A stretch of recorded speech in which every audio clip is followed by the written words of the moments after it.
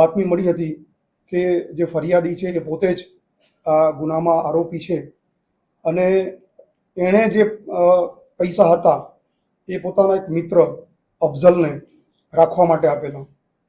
અફઝલને એણે એવા ઈરાદાથી પૈસા આપ્યા કે અમે અમારી એક જમીન વેચી છે, એના પૈસા આવ્યા છે, તો તમે રાખો, મારા ઘરે રાખવાની વ્યવસ્થા નથી.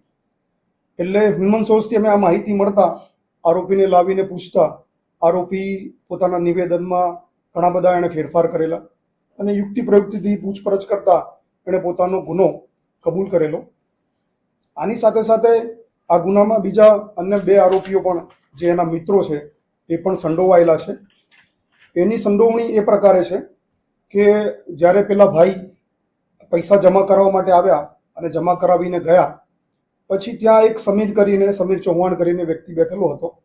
એની સાથે આ બંને પ્લાન કર્યું અને પોતે પૈસા જમા કરાવવા માટે હારી જતો હતો એ પહેલાં એણે પોતાના બંને મિત્રોને સમીર ચૌહાણ અને આસિફ ઘાંચીને અગાઉથી કેનાલ પર મોકલી આપ્યા અને આ ફરિયાદી એટલે હવે આરોપી સલમાન પોતે પૈસા લઈ અને પહેલા ઝીલવાણા ખાતેના પેટ્રોલ પંપ ઉપર પેટ્રોલ પુરાવે છે. પેટ્રોલ પુરાવાનો એનો ઈરાદો એવો હતો કે પોતે સાબિત કરવા માંગતો હતો કે પોતે આખો વિડિયો જોવા માટે ડાઉનલોડ કરો દિવ્ય ભાસ્કર એપ.